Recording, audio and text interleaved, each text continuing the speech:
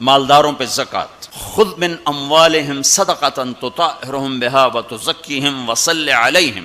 زکوٰۃ اتنا بڑا عمل ہے کہ اللہ تعالیٰ ہمیں کہتا ہے کہ میرے نبی پہ درود پڑھو، فرشتوں سے کہتا ہے میرے نبی پہ درود پڑھو، اور خود بھی کہتا ہے کہ میں اپنے نبی پر درود بھیجتا ہوں۔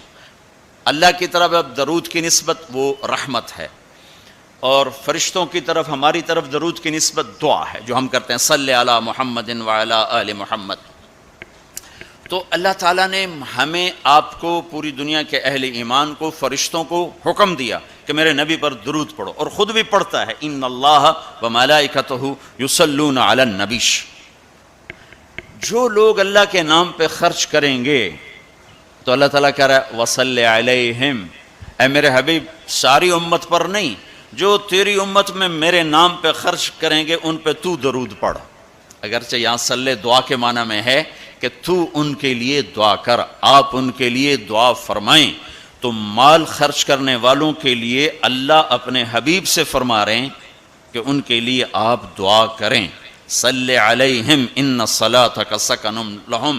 آپ کی جو دعا ہوگی اور آپ کی جو صلات ہوگی، جو آپ کا درود ہوگا، دنیا اور آخرت کے سارے مسائل ان کے حل کر کے لے جائے گا، ان کی دنیا بھی سکھی کر دے گا، ان کی آخرت بھی سکھی کر دے گا۔ تو اللہ تعالیٰ نے زکوٰۃ فرض کی، اور بہت تھوڑی فرض کی۔ پہلی امتوں پر تھی 100 میں 10 روپے، اور ہماری ہے 100 پہ 2.5 روپے، اور اتنا فضل فرمایا کہ پورا سال پیسہ پڑا رہے، پھر کہا اس میں سے 2.5 روپے دے دو، 2,500 دے دو، اگر استعمال ہو جائے تو کوئی زکوٰۃ۔ سال سے ایک دن پہلے اگر وہ مال خرچ ہو گیا ہے تو زکوٰۃ ختم ہو گئی۔ اور 82 دفعہ قرآن میں مال خرچ کرنے کا حکم آیا ہے، 82 دفعہ، اور اللہ تعالیٰ نے ترغیب دی ہے کہ مالدار فقیروں پہ خرچ کریں۔ پھر اللہ تعالیٰ نے فقیروں کو ترغیب دیا کہ تم بھی جتنی وسعت ہو خرچ کیا کرو۔ میرے نبی نے ترغیب دی، سبق درہم 100,000 درہم، 1 روپیہ اللہ کے نام پہ خرچ کرنا 1,00,000 روپیہ خرچ کرنے سے بڑھ گیا۔ تو صحابہ نے عرض کی وہ کیسے بڑھ گیا؟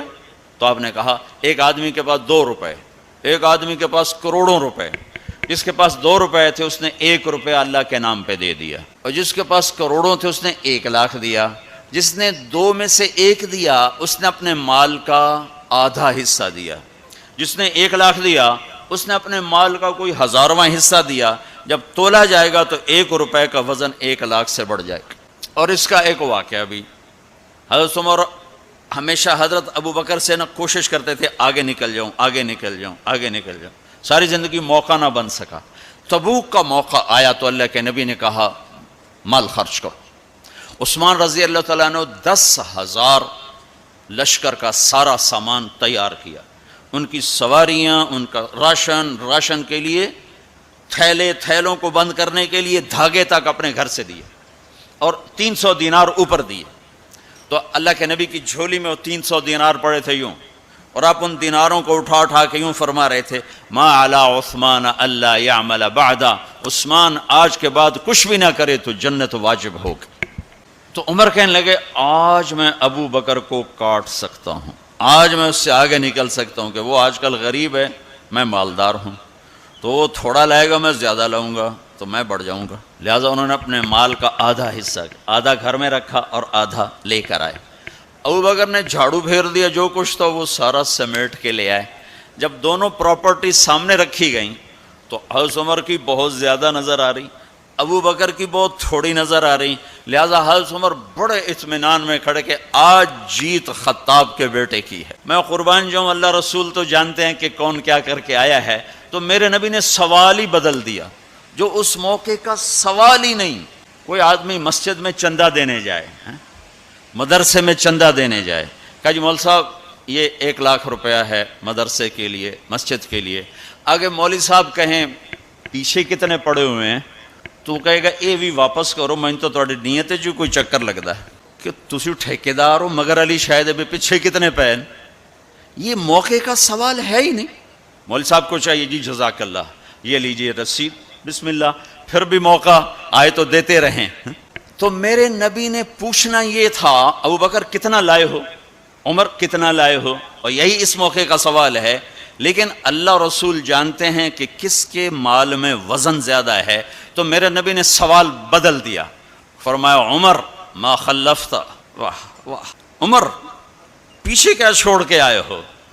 تو حضرت عمر تو وہیں دھڑم ہو گئے گا، با میں گیا، سوال سے ہی وہ پتہ چلے گا، با میری کلی اڑ گئی، گئی وکٹ۔ عمر ما خلفت یا ما ترکت لأہلک، یہ دونوں الفاظ ہیں، پیچھے گھر والوں کے لیے کیا چھوڑا؟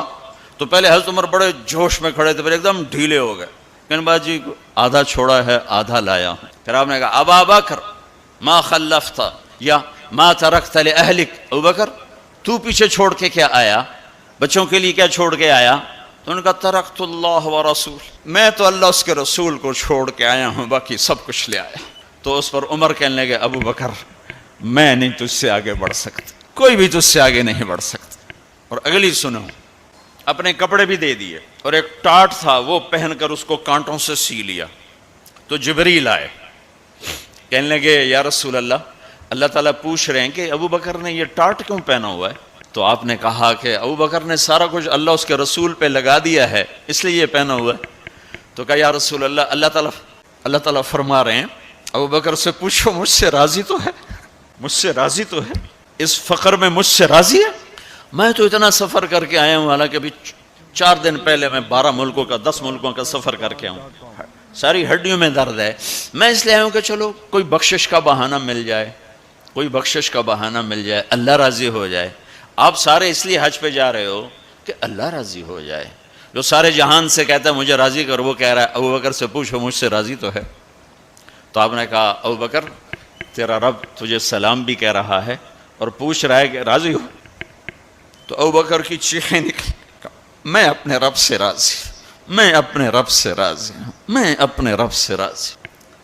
میرے بھائیو بہنوں، زندگی ایسے گزار کے مرو کہ اللہ کو ملو تو اللہ خوش ہو کے مل رہا، ایسے نہ مرو کہ اللہ کی بارگاہ میں پیش کیے جا رہے ہوں مجرم بن کر، قیدی بن کر۔ تو اللہ اس کے رسول نے مال لگانے پر زور دیا، اللہ چاہتا تو سب کو مال دے دیتا، کسی کو فقیر کسی کو مالدار، مالدار کا شکر کا امتحان لیا، فقیر کے صبر کا امتحان لیا، کہ اللہ فقیر کا صبر دیکھے گا، مالدار کا شکر دیکھے گا۔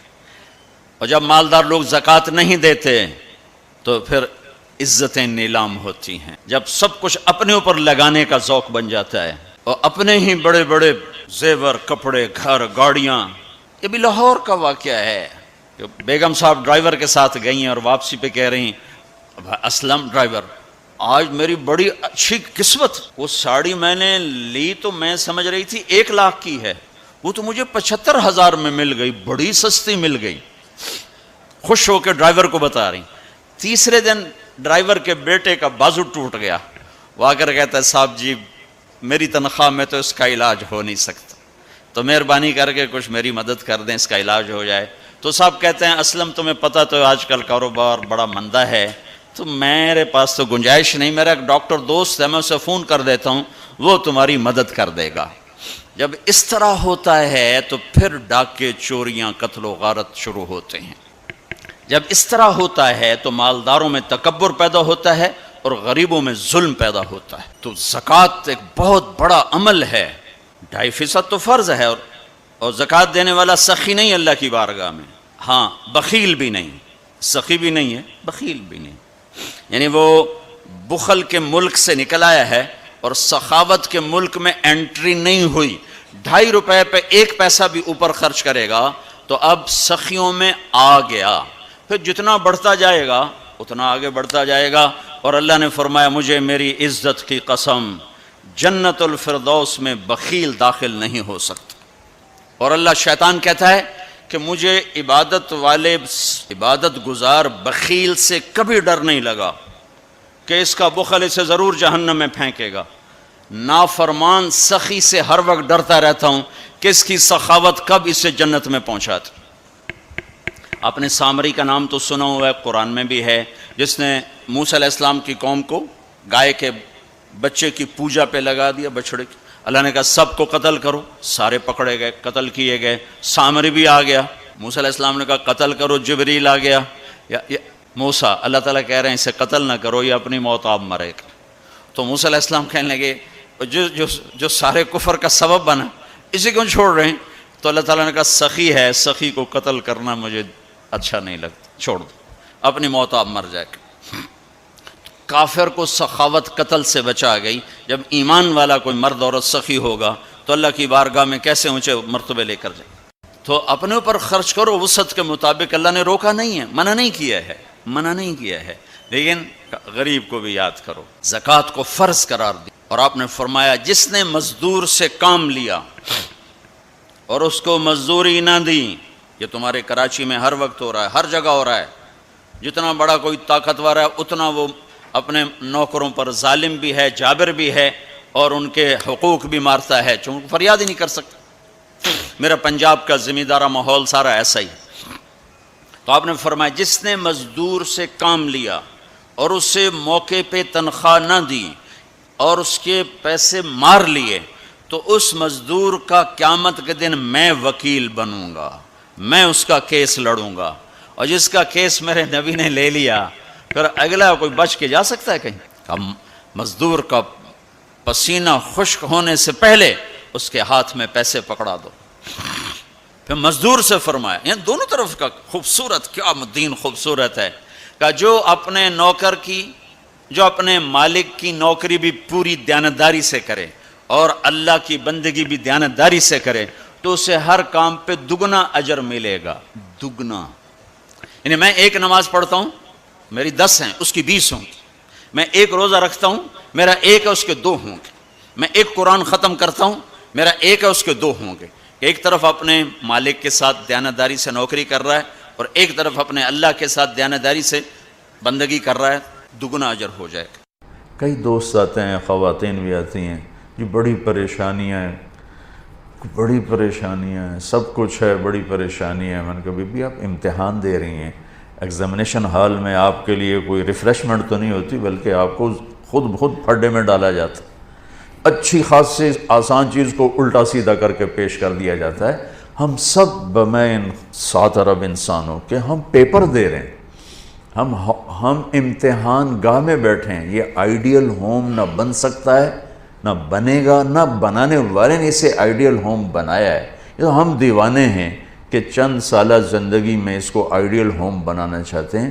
گزرگاہ ہے، مسافر خانہ ہے، اور اس پر زائد کیا ہے، لِيَبْلُوَكُمْ أَيُّكُمْ أَحْسَنُ عَمَلًا، کہ اس نے اس لیے ہمیں پیدا کیا ہے کہ ہمیں دیکھنا چاہتا ہے کہ اپنے عمل کو خوبصورت کون بناتا ہے اور دنیا کے ٹھیکروں پہ کون بک جاتا ہے، اپنی شخصیت کو کون بناتا ہے اور چیزوں پر کون بک جاتا ہے۔ یہ پیپر ہو رہا ہے۔ اب وہ پیپر کیسے حل کرنا ہے، یہ علم ہمارے پاس کوئی نہیں ہے۔ اس کے لیے 1,24,000 انبیاء کو اللہ نے بھیجا کہ جب انہیں بتاؤ کہ پیپر حل کیسے کرنا۔ تو سب سے آخر میں اللہ نے جناب رسول اللہ صلی اللہ تعالیٰ علیہ وسلم کو دنیا میں مبعوث فرمایا، آخری کتاب، آخری نبی، آخری رسول۔ تو آپ کا مشن بھی یہی تھا کہ زندگی کیسے گزارنی ہے۔ پچھلی کتابوں سے اب چونکہ آپ وجہ کائنات ہیں، ابو ہریرہ نے ایک دفعہ آپ سے پوچھا یا رسول اللہ آپ کو نبوت کب ملی تھی؟ تو ابھی ربیع الاول گزرا ہے، گزر رہا ہے، تو 2-3-4 دن باقی ہیں۔ ہم کتنے جلسے ہوتے رہے، اس میں آپ یہ اس تاریخ کو پیدا ہوئے، اس تاریخ کو انتقال فرمایا، 40 سال کی عمر میں نبوت ملی، 63 سال کی عمر میں انتقال فرمایا۔ اپنے نبی کا جواب سنیں، یا رسول اللہ آپ کو نبوت کب ملی؟ تو کیا جواب ہے؟ 40 سال۔ کتابی جواب جو میں ڈھونڈ کے آپ کو بتا رہا ہوں، 40 سال 6 مہینے 10 دن۔ اور یہ کیلکولیشن ہے محرم، صفر، ربیع الاول کے لحاظ سے، دسمبر، جنوری، فروری کے لحاظ سے نہیں، اس لحاظ سے عمر اور کم ہوگی۔ 40 سال 6 ماہ 10 دن۔ تو یہ تو کیلکولیٹڈ جواب تھا، تو آپ یہ جواب آپ نہ دیتے، آپ فرماتے ابو ہریرہ 40 سال کی عمر میں نبی بنا، لیکن میرے نبی نے جواب کیا دیا؟ کنت نبیًا وإن آدم بین الروح والجسد۔ ابو ہریرہ ابھی آدم کی مٹی کٹھی نہیں ہوئی تھی اور میں نبی بن چکا تھا۔ تو آپ تو وجہ کائنات ہیں۔ آدم علیہ السلام اور اماں حوا کا اللہ نے نکاح فرمایا، تو کہا آدم مہر ادا کرو اپنی بیگم کا۔ کہنے کہ جی کیا ادا کرو؟ تو نکاح تو جنت میں ہو رہا ہے، جنت سونے چاندی سے بھری پڑی ہے، اللہ کہتا تھا اتنا زیور ڈال دو، اتنا سونا دے دو۔ میرے اللہ نے کہا آدم آپ کی نسل میں میرے آخری نبی آئیں گے، ان پہ ایک درود پڑھ دے، بس یہی مہر ہے، یہی مہر ہے۔ تو اس سے اور تھوڑا پیچھے چلے جائیں، میرے نبی نے فرمایا کہ اللہ تعالیٰ نے پیدائش کائنات، پیدائش آدم نہیں، پیدائش آدم تو بہت تھوڑی عمر ہے، پیدائش کائنات کو 25-30 ارب سال ہو چکے ہیں۔ پیدائش کائنات سے 1000 سال پہلے اللہ تعالیٰ نے سورہ یاسین کی تلاوت فرمائی۔